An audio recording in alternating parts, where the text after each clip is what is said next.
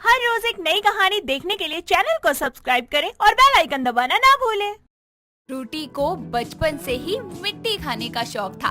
उसकी माँ ने उसकी आदत छुड़वाने की कोशिश करी, लेकिन उसने फिर भी चुपके दोबारा मिट्टी खाने की लत लगा ली। ऐसे ही मानसून का समय था। फ्रूटी छत पर बैठकर फोन चला रही थी। तभी ठंडी ठंडी हवाएं चलने लगती है और फिर धीरे धीरे बूंदें स्टार्ट हो जाती है। उसे गीली मिट्टी के पौधों में से खुशबू आने लगती है और वो गमले के पास बैठकर अपने हाथों से उसमें से मिट्टी निकालकर खाने लगती है और बोलती है, आहा, मजा आ गया, कितनी टेस्टी लग रही है। मेरा मन ना भी होना तो ये मिट्टी की खुशबू मुझे अपनी तरफ खींच ही लेती है। ये तो घुल गई पूरी मुंह में, लेकिन वो लाल वाली दांत से तोड़ तोड़ कर खाओ तो कितना मजा आता है। फ्रूटी थोड़ी भीगने के बाद भी मिट्टी खाए जा रही थी। तभी उसे अपनी माँ रमा की आवाज आती है और वो बोलती है, अरे माँ आने वाली है, जल्दी से हाथ और मुंह साफ कर लेती हूँ। अरे फ्रूटी, तू छत से नीचे नहीं आई? जल्दी आ जा वरना भीग जाएगी। आई माँ। फ्रूटी जल्दी से अपना मुंह साफ कर लेती है और फिर भी उसके मुंह पर कुछ मिट्टी रह जाती है। तभी वहाँ रमा आती है और बोलती है, अरे कब से आवाज दे रही हूँ, आई क्यों नहीं नीचे? अरे माँ, बस आ ही रही थी अपनी बुक्स उठाकर। अच्छा, और ये तेरे मुंह पर मिट्टी कैसे लगी है? वो माँ, हवा चल रही थी तो मिट्टी उड़कर आ गई मुंह पर ये तो गीली मिट्टी है। अरे हाँ माँ, वो ना हवा से गमला गिर गया था, उसको उठाया तो हाथ पर मिट्टी चिपक गई और हाथ फेस पर लग गया, इसलिए। कहीं तूने मिट्टी तो नहीं खाई ना? अरे माँ, मुझे आपसे पिटना थोड़ी है जो फिर से ये सब खाना शुरू करूँ। चलो माँ, बारिश तेज होने वाली है, नीचे चलते हैं। चल, बारिश का मस्त मौसम हो रहा है। चल अपनी माँ को मस्त से पकोड़े बनाकर खिला। हाँ माँ, चलो। मेरे लिए तो इस मौसम में मिट्टी की खुशबू लेना और उसे चाटना स्पेशल होती है। ये बोलकर दोनों माँ बेटी कुछ देर बाद बारिश के साथ पकोड़ों का मजा लेती है। कुछ देर बाद वो मार्केट जाकर सब्जियाँ लाती है और लौटते वक्त उसे एक चाय का स्टॉल दिखता है जो कुल्हड़ वाली चाय के नाम से फेमस था। फ्रूटी की नजर उस पर पड़ती है और वो बोलती है, हाय, कितनी सारी कुल्हड़ रखी है यहाँ। इन्हें तो देख देख कर खा कर मैं जीती हूँ। क्या करूँ, मन कर रहा है, ले लूँ क्या? वो अंकल खाली कुल्हड़ नहीं देंगे, मिट्टी वाली। ऐसा करती हूँ, एक कप चाय पी लेती हूँ वहाँ से। हाँ, यही ठीक रहेगा। चाय वाले के पास जाकर वो उनसे बोलती है, अंकल एक कुल्हड़ चाय देना। चाय वाले से चाय लेकर वो कुल्हड़ को अपने मुंह से लगाती है और बोलती है, सारे इत्रों की खुशबू एक तरफ और इस कुल्हड़ की महक एक तरफ। हाय, चाय पीने के बाद कुल्हड़ खाने का मजा नहीं आएगा। चाय फेंक देती हूँ। फ्रूटी चाय वाले को पैसे देकर एक कोने में चली जाती है और चाय को फेंककर वो कुल्हड़ को काट काट कर खाने लगती है और खाने के बाद बोलती है, ओए होए, मजा आ गया, कितना अच्छा लग रहा है। बस खाती रहूं। माँ की वजह से तो घर में खा ही नहीं पाती, छुप कर मुझे ऐसे खाना पड़ता है। बताओ क्या दिन आ गए। इतना कहकर वो धीरे धीरे उस कुल्हड़ को चबा कर खाई जा रही थी और फिर वो अपने घर लौट आती है। तभी रमा बोलती है, हे भगवान, तुझसे 4 सब्जी क्या मंगवा ली? तूने तो 2 घंटे लगा दिए। कहाँ लगा कर आई है इतनी देर? वो माँ, कहीं सब्जी ढंग की मिल ही नहीं रही थी। किसी के आलू मीठे थे तो किसी के आलू छोटे थे और आपको चाहिए थे बड़े बड़े आलू। उन्हें छाटने में टाइम लग गया, फिर सरसों हरी हरी ढूंढी, तब जाकर मिली। अच्छा ठीक है, रामायण मत सुना अब। हाथ धोकर सब्जी काट, मैं धूप बत्ती जलाकर आती हूँ। ठीक है माँ। फ्रूटी अपनी माँ की बात सुनकर काम करने लगती है। कुछ देर बाद अपने कमरे में आकर वो बैठती है और बोलती है, क्या करूँ, बोर हो रही हूँ और मेरा तो फिर से मिट्टी खाने का मन कर रहा है। क्या करूँ? काश कहीं से कोई मिट्टी पपड़ी या चौक खाने को मिल जाए, बहुत खाने का मन कर रहा है। तभी वो गुस्से में अपने सामने पड़ी फुटबॉल को एक जोर से लात मारती है और वो बॉल दीवार पर इतनी तेज की पड़ती है कि उसकी पपड़ी छूटकर जमीन पर गिर जाती है। तभी वो घबराकर बोलती है, हे भगवान, ये मैंने क्या कर दिया? अब तो माँ मुझे मारेगी और बोलेगी कि अभी तो दीवार सही कराई थी दिवाली पर। ये मुझसे क्या हो गया? इसकी पपड़ी भी छूट गई। क्या पपड़ी? यही तो चाहिए थी मुझे। अब तो खाकर ही जाऊंगी, यही तो चाहिए थी मुझे। फ्रूटी उस दीवार की पपड़ी छुड़ाकर खाने लगती है धीरे धीरे वो काफी ज्यादा खा जाती है। तभी उसकी माँ की आवाज फिर से आती है और वो घबराकर बोलती है, अरे राम, मर गई मैं। माँ ने कमरे में मुझे ऐसे देख लिया तो क्या होगा? माँ मुझे बिना झाड़ू से सूते चैन से सोएगी भी नहीं। हड़बड़ाहट में फ्रूटी का दिमाग काम करना बंद कर देता है और फिर उसकी नजर अपनी स्टडी टेबल पर पड़ती है और इसी को वो पपड़ी वाली दीवार की तरफ खिसकाकर उस जगह को कवर कर देती है और फटाफट अपनी माँ के पास पहुँच जाती है और खाना खा ही रही होती है। जिसके बाद वो अपने मन में बोलती है, शुक्र है अब माँ को पता नहीं चलेगा, वरना मैं तो बचती ही नहीं। मिट्टी पपड़ी खाने के बाद मेरा मन ही नहीं कर रहा कि खाना खाऊं। मुझे बिल्कुल भी भूख नहीं है। क्या हुआ फ्रूटी, तू खाना क्यों नहीं खा रही? माँ, मन नहीं कर रहा, पेट भरा हुआ सा लग रहा है। पर तूने तो एक चम्मच भी कुछ नहीं खाया। बस माँ, मन नहीं है, मैं सोने जा रही हूँ। आप भी खाना खाकर सो जाना। फ्रूटी अपने कमरे में जाकर सो जाती है। वक्त बीतता है। अब फ्रूटी अपने कमरे में धीरे धीरे वो पपड़ी खाती या अपनी मिट्टी की गुल्लक फोड़कर छत पर जाकर मिट्टी तोड़कर खाने लगती और कभी कभी तो मिट्टी ना मिलने पर वो बाजार से दिए खरीदकर अपने कमरे में फोड़ कर खाती। ऐसे ही एक दिन एक रात को उसके पेट में बहुत दर्द होता है और वो अपना पेट पकड़कर रोते हुए बोलती है, बहुत दर्द हो रहा है पेट में। हाय, अचानक से ये पेट में दर्द क्यों हो रहा है? कहीं मिट्टी खाने की वजह से तो नहीं हो रहा? इतनी रात में दर्द हो रहा है, माँ को भी नहीं बुला सकती वरना बहुत मारेंगी। क्या करूँ, अब दर्द तो हो रहा है। सोफिया से ही बोलती हूँ, वो डॉक्टर के पास जाकर मेरी दवाई ले आएगी। अभी तो 9:30 ही हुए हैं। हाय। फ्रूटी जैसे तैसे अपनी फ्रेंड सोफिया को कॉल करती है और बोलती है, हेलो सोफिया, मुझे तेरी हेल्प चाहिए। सोफिया प्लीज मेरे घर आ जा। अरे तुझे क्या हुआ है, ऐसे रो क्यों रही है? तबीयत ठीक नहीं है क्या तेरी? नहीं, बहुत दर्द हो रहा है मुझे। प्लीज तू डॉक्टर के पास चली जा, उनसे मेरी बात करा दियो और दवाई जल्दी से लेकर घर आ जा। डॉक्टर को बोल दियो कि मैं नहीं आ पाऊंगी, इसलिए आराम वाली दवाई दे दे फिलहाल के लिए। तूने फिर से मिट्टी खा ली क्या? कल खाई थी। और तू मम्मी से बहाना बनाकर मेरे कमरे में रहने आ जाइयो। ठीक है, तू फिक्र मत कर, मैं लेके आऊंगी। सोफिया उसकी बात सुनकर तुरंत डॉक्टर के पास जाने के लिए निकल जाती है और डॉक्टर की फ्रूटी से बात करवाकर वो सोफिया को दवाई दे देता है। सोफिया फटाफट से उसकी माँ से मिलने के बहाने मारकर उसके कमरे में आती है और उसे अपने हाथ से दवाई खिलाकर उसे गले लगाकर बोलती है, पागल, तुझे कितनी बार बोला है मैंने और आंटी ने भी कि मत खाया कर ये मिट्टी विट्टी। देख तेरी कितनी बुरी हालत हो गई है। तेरी आवाज सुनकर ही मैं डर गई हूँ। अगर उन्हें पता चल जाता तो क्या कहती तू उनसे, और तुझे इस हालत में देखकर क्या बीतती उन पर। तू आ गई है ना मेरे पास, मैं ठीक हूँ। चिंता करने वाली कोई बात नहीं है, अभी थोड़ी देर में आराम पड़ जाएगा। अचानक से फ्रूटी के कमरे का दरवाजा खुलता है और रमा उन दोनों की बातें सुनकर पूरे तरीके से हैरान और गुस्से में कहती है, इसका मतलब मैं सही थी। मुझे लग ही रहा था सोफिया इतनी रात में आई है तो जरूर कुछ बात होगी। और तू इतने दर्द में तड़प रही थी, लेकिन फिर भी एक बार अपनी माँ को बताना जरूरी नहीं समझा? अरे कुछ ज्यादा सीरियस हो जाता तो क्या होता? ऊपर से सबसे ज्यादा गुस्सा तो मुझे इसलिए आ रहा है कि मैंने तुझे लाख बार समझाया कि बेटा मिट्टी मत खा, पेट दर्द हो जाएगा, तबीयत खराब हो जाएगी, लेकिन नहीं, तूने मेरी नहीं सुनी। अरे तेरे जितनी उम्र में लड़कियां पेट में पथरी लेकर घूम रही हैं। अगर इससे कोई नुकसान नहीं होता तो मैं तुझे क्यों मना करती, लेकिन इसे खाने से इतनी बीमारी हो सकती है, पर तू है कि समझती ही नहीं है। अरे तेरे अलावा कौन है मेरा? बस बहुत हो गया। अगर तेरी ऐसी ही हरकतें रही ना तो मुझे तेरी शादी करनी पड़ेगी। लेकिन अभी तू मुझे ये बता कि तेरी तबीयत ज्यादा खराब तो नहीं है? मैं तुझे हॉस्पिटल लेके चलती हूँ। नहीं माँ, अब थोड़ा ठीक लग रहा है, मुझे माफ कर दो।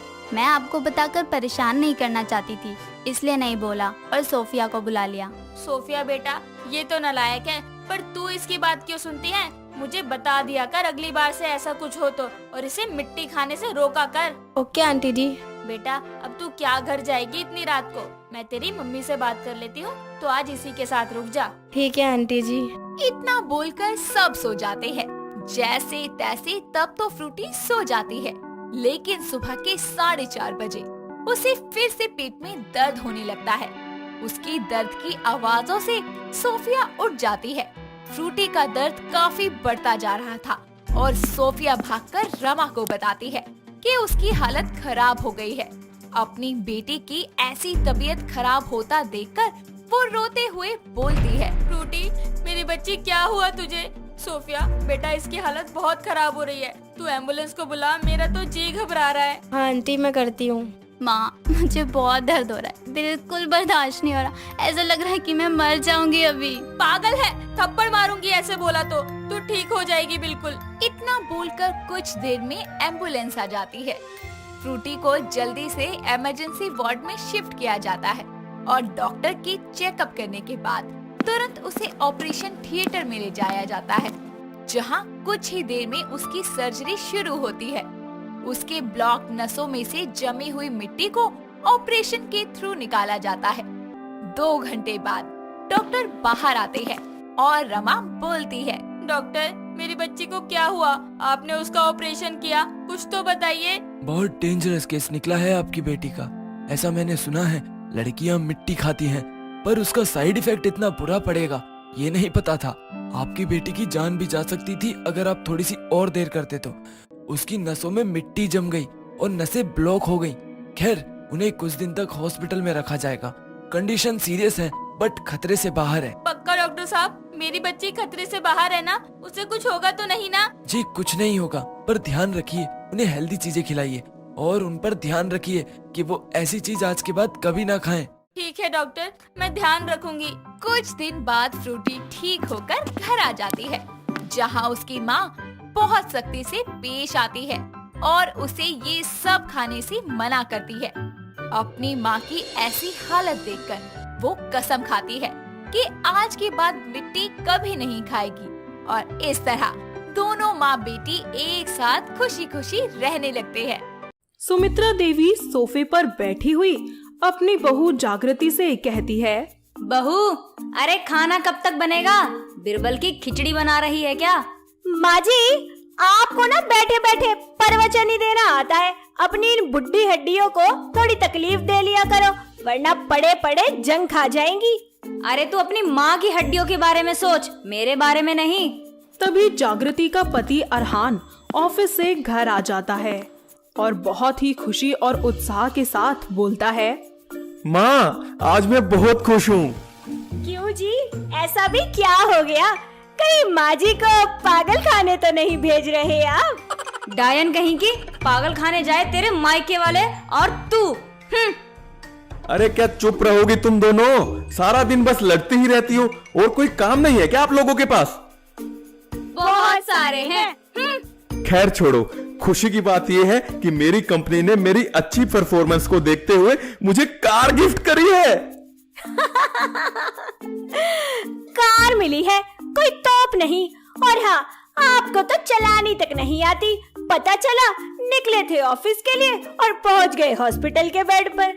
अरे रे, अरे कैसी कुलक्षणी जैसी बातें करती है तू। हॉस्पिटल जाए तेरा भाई, समझी? अरे माँ जी, आप तो चुप ही रहो। भला आपका हर बात में बोलना बहुत जरूरी है क्या? जब देखो मेरे मायके वालों को ही कोसती रहती हो, अपनों को कोस लो ना। अपनी जबान संभाल कर बात कर कलमुही। हाय, मैं अकेली नन्ही सी जान क्या क्या संभालूं? अपनी इस पागल सास को या उसके लल्लू बेटे को? क्या बोला तुमने? मैं लल्लू हूँ? और क्या, लल्लू ही तो हो। कुछ आता तो है नहीं तुम्हें। जब देखो नन्ना नन्ना नन्ना, बस यही सब करते रहते हो। बड़े तो हो गए, लेकिन अभी भी माँ के पल्लू से ही बंधे हो। क्या री, तुझे जलन हो रही है क्या हम माँ बेटे का प्यार देखकर? नहीं नहीं, मुझे कोई जलन नहीं है तुम माँ बेटों से। मुझे तो बस तरस आता है कि मेरी शादी एक लल्ले से हो गई, छोटे से। दोनों सास बहू में आए दिन ऐसे ही नोक झोंक होती रहती थी। एक रात जब जागृति टीवी देख रही होती है, तभी वहाँ उसकी सास आती है और उसके हाथ से टीवी का रिमोट छीनते हुए बोलती है, क्यों री, खाना तेरा बाप बनाएगा क्या आकर? माँ जी, आपकी दिक्कत क्या है, मुझे ये बता दो आज आप। अरे कुछ भी बोलना हो, कहना हो तो मुझे कहो ना, मैं खड़ी हूँ ना आपके सामने। जब देखो कभी मेरी माँ को बोलती हो, कभी मेरे भाई को बोलती हो, कभी मेरे पापा को बोलती हो। अरे कोसने का ठेका लिया है क्या आपने? अरे जा यहाँ से, मुझे अपना फेवरेट सीरियल देखना है। मैं नहीं जाऊंगी कहीं भी। पहले यहाँ मैं आई थी, मैंने मूवी देखनी शुरू करी थी, और जब तक मेरी मूवी खत्म नहीं हो जाती ना, मैं टस से मस नहीं होंगी यहाँ। दोनों रिमोट को लेकर एक दूसरे के साथ छीना झपटी करने लगती है और करते करते रिमोट जोर से टीवी पर जा लगता है, जिससे टीवी टूट जाता है। तभी सुमित्रा देवी अपनी बहू से बोलती है, हाय राम, अरे भैंसिया कहीं की खा खा कर सांड होती जा रही है। अरे टीवी तोड़ दिया तूने मेरा, इन्हीं हाथों से रिमोट छीना था ना तूने। आज जैसे टीवी तोड़ा है तूने, वैसे ही तेरा हाथ तोड़ दूंगी। अम्मा जी, टीवी मैंने अकेले नहीं तोड़ा, आप भी शामिल थे इसमें, और आप ऐसे नहीं मानोगी ना। रुको, अभी बताती हूँ मैं आपको। अब बोलो बोलो, थी मेरी गलती सारी, बोलो। अरे मोरी मैया, अरे हाथ छोड़ भैंसिया, शर्म नहीं आ रही क्या अपनी बूढ़ी सास पर अत्याचार करते हुए। कुछ दिन यूं ही बीत जाते हैं और एक दिन सुमित्रा देवी बाजार से सब्जी लाकर अपने घर के दरवाजे के बाहर खड़ी होकर 15 मिनट से डोरबेल बजा रही होती है, लेकिन उसकी बहू अंदर फोन में हेडफोन लगाए झाड़ू लगा रही होती है, जिससे उसको डोरबेल सुनाई नहीं देती। और बाहर खड़े खड़े सुमित्रा देवी का गुस्सा 7वें आसमान पर पहुंच जाता है। थोड़ी देर बाद जब उसकी बहू घर का दरवाजा खोलती है तो गुस्से से उसकी सास सब्जी से भरा हुआ थैला अपनी बहू के ऊपर पलट देती है और बोलती है, क्या रे भैंसिया, अरे अंदर कौन सा पाठ पढ़ रही थी जो तुझे दरवाजा खोलने में इतना समय लग गया। माँ जी, वो कान में हेडफोन लगा रखा था, इसलिए कुछ पता नहीं चला मुझे, सॉरी। अरे नास पीटी, शर्म तो आती नहीं तुझे। अरे बहुत लापरवाह हो गई है, कुलक्षणी कहीं की। माँ जी, आपका बहुत ज्यादा ही हो रहा है आजकल, मैं कह रही हूँ आपसे। अरे तूने जो किया, क्या वो सही था? दोनों सास बहू मन में ही एक दूसरे को बुरा भला कहते हुए वहाँ से चली जाती हैं, मगर उन दोनों के इस युद्ध में कोई परिवर्तन नहीं आता। वो आए दिन यूं ही एक दूसरे से लड़ा करती। अरहान परेशान होकर उनको एक करने की एक तरकीब सोचता है। एक दिन दोनों सास बहू एक दूसरे से नाराज होकर अपने अपने कमरे में बैठी होती हैं। तभी उनके पड़ोस वाली नेहा आंटी एक थैला लिए उनके पास आती है और वो पहले जागृति के कमरे में जाती है और उससे बोलती है, जागृति पुत्र, क्या कर रही है? कुछ नहीं आंटी जी, आइए ना, बैठिए। आ देख, मैं तेरे लिए की लेके आई हूँ, हार। वाओ, कितना सुंदर हार है। पर आंटी जी, आप ये हार मुझे क्यों दे रहे हो? ओ नेहा पुत्र, ये हार ना तेरी सास ने भिजवाया है तेरे वास्ते। कहंदी सी कि मेरी बहू ता मेरा हदों वध ख्याल रख दी है, नाले कर दिया सारी जिम्मेदारियां बड़े ध्यान नाल संभाल दी है, ता उसदे लिए एक छोटा जिहा तोहफा ਉਹ ਆਪ ਦੇ ਇੰਜ ਸ਼ਰਮਾ ਰਹੀ ਸੀ, ਇਸ ਲਈ ਉਹਨਾਂ ਨੇ ਮੈਨੂੰ ਭੇਜ ਦਿੱਤਾ, ਨਾਲੇ ਕਿਹਾ ਕਿ ਮੇਰੀ ਬਹੂ ਨੂੰ ਇਹ ਸਭ ਵੀ ਬੋਲਦੀ। ਚੰਗਾ, ਹੁਣ मैं चलदी हां। जागृति को हार देने के बाद नेहा आंटी अब उसकी सास के कमरे में जाती है और उससे बोलती है, अरे सुमित्रा, आ वेख, तेरी बहू ने तेरे वास्ते कितना सोना हार भेजा है। कह रही सी कि मेरी माँ जी ता मैनू इन्ना प्यार करदी है ना कि मेरी सगी माँ दे नालों वध के करदी है मेरा हमेशा। वो आप देन विच थोड़ा हिचकिचा रही सी, इसलिए उसने मैनू भेज दिता कि आंटी जी तुसी ये हार जाके मेरी सासू माँ नू दे दियो। नाले कह रही सी कि मैं अपनी सासू माँ नू बहुत प्यार करदी हां। इतना बोलकर नेहा आंटी वहाँ से चली जाती है और दोनों सास बहू की आंखों में आंसू आ जाते हैं, जिसके बाद दोनों को अपनी अपनी गलती का एहसास होता है। तभी जागृति भागती हुई अपनी सास के कमरे में जाती है और उसे गले लगाकर बोलती है, माँ जी, मुझे माफ कर दीजिए, मैंने हमेशा आपका अनादर किया, आपसे बदतमीजी से पेश आई। प्लीज, मैं अपनी हर गलती के लिए आपसे माफी मांगती हूँ, मुझे माफ कर दीजिए। बहू, गलती मेरी भी है, मैं हमेशा से तुझे और तेरे घर वालों को कोसती रहती थी, ताने देती रहती थी, मुझे माफ कर दे बहू। तभी वहाँ अरहान आ जाता है और इस खूबसूरत से पल को अपने फोन में कैप्चर करके बोलता है। तो आखिरकार मेरा प्लान काम कर ही गया। चलो, मुझे इस बात की खुशी तो है कि मेरे चिड़ियाघर में अब इंसान भी दिखेंगे। जी, किस प्लान की बात कर रहे हैं आप? इतना सब होने के बाद अरहान उन्हें सारी बात बताता है कि किस तरह उसने नेहा आंटी के साथ मिलकर ये सारा प्लान बनाया, जिसके बाद तीनों मिलकर जोर जोर से हंसने लगते हैं और दोनों सास बहू मिलकर अब घर का सारा काम करती हैं और एक दूसरे की प्यारी प्यारी नोकझोंक को वो नजरअंदाज करके उस पर हंसी ठिठोली करने लगती हैं, जिसके बाद वो सभी लोग मिलकर एक साथ खुशी खुशी रहने लगते हैं। दोस्तों, अगर आपको ये कहानी पसंद आई तो इसे लाइक करें, शेयर करें और कमेंट करके बताएं कि कहानी में आपको सबसे अच्छा क्या लगा।